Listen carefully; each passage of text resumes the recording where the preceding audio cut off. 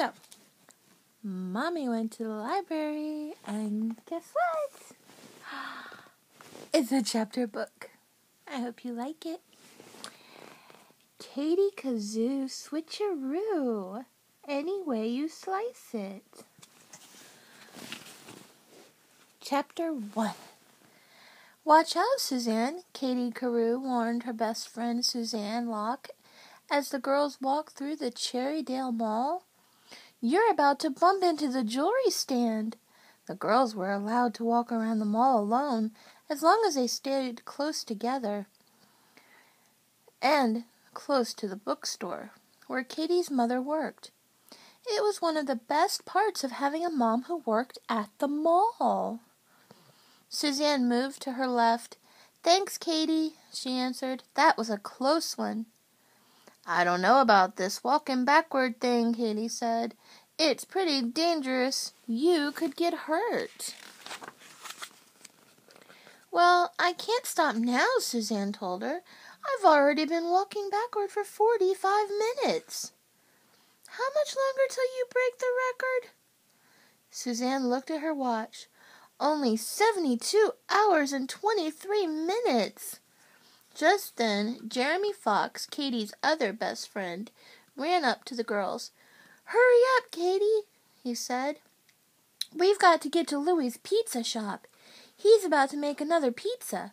Katie's face lit up.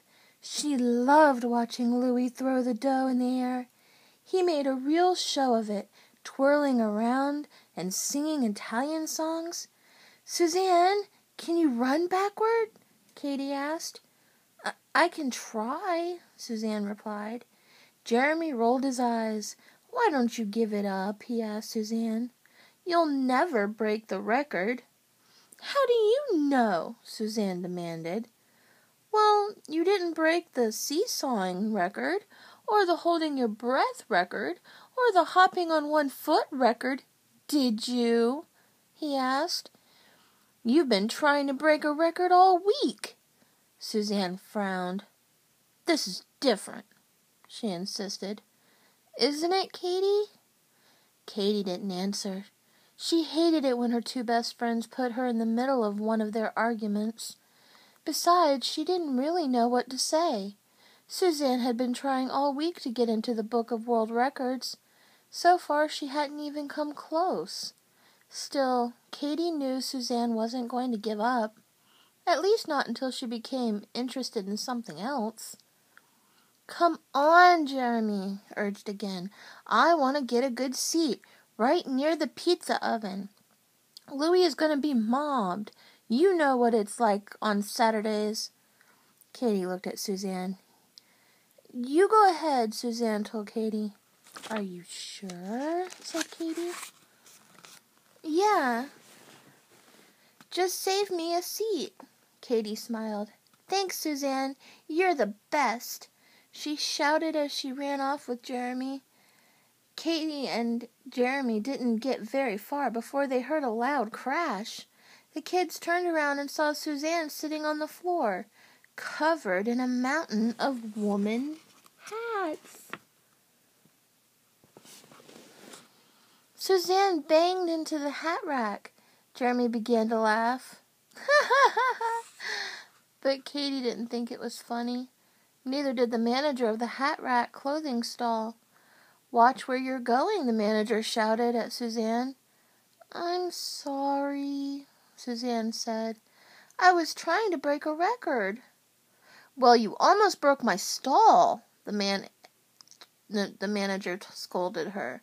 Now get out of here before I call security. Suzanne jumped to her feet and ran forward. So much for the Book of World Records, Jeremy said to her as he laughed. Don't you worry, Suzanne shook her head. I'll find another record to break.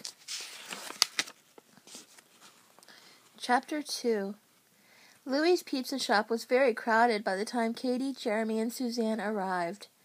Lots of people liked to watch Louie make his pizzas.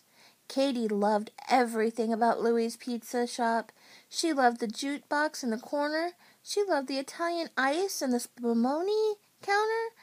She loved the smell of warm pizza coming out of the oven, but most of all, she loved Louie. He looked just like a pizza chef should, with his big white shirt, long apron, and dark twirling mustache. "Hey, Katie Kazoo, over here!" somebody called out. There was only one person in the world who called her Katie Kazoo, her friend George Brennan. Katie quickly spotted George and his best pal, Kevin Camilleri. The boys were sitting at a big table with Kevin's older brother, Ian. "Where have you been?" George asked as Katie, Suzanne, and Jeremy sat down. "You were supposed to be here 10 minutes ago."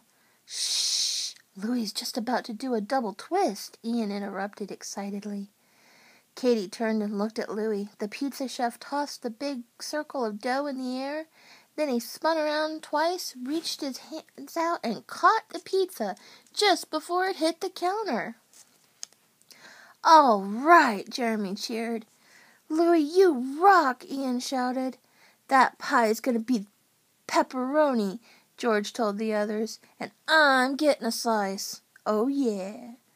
Katie was a vegetarian. She'd been hoping that Louie's next pie would be spinach pizza. Oh, well, she could wait. Katie couldn't go home from the mall until her mother got off work anyways. Louie ladled the sauce onto the pizza. His arm moved swiftly, leaving red sauce all over the dough. Next, he tossed some cheese into the air. The white mozzarella bits fell like snow from the sky. Then Louie took a few steps back and started flinging pepperoni slices at the pizza. The pepperoni looked like little frisbees as they flew through the air and landed on the top of the cheese. Then, as he sang loudly, he topped off the cheese with a pinch of his secret herbs. Finally, he slid the pizza into the oven, and the crowd cheered. Louie took a bow and picked up another ball of dough. "Now for a Louie's veggie special," he announced, smiling at Katie. Just then, Becky Stern came running into the pizza shop. "Where have you been?" Suzanne asked her. "Louie already made a pepperoni pie."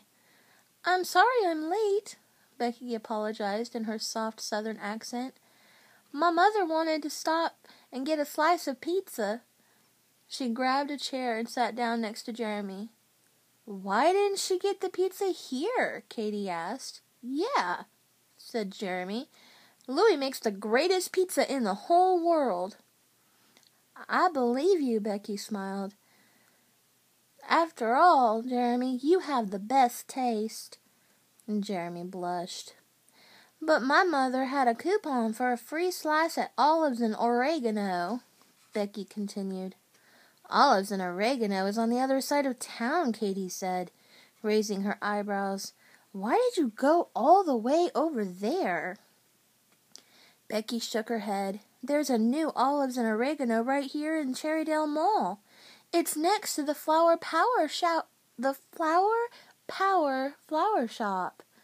Today is the grand opening, and they're giving out all sorts of free food." And with that, we have to stop. I hope you enjoyed it, and I will finish more stories about Katie Kazoo tomorrow. I love you, baby girl. Sweet dreams. I hope you have a wonderful day tomorrow. And Johnny, if you're seeing this, I love you so much. I'm so glad I got to see you both today.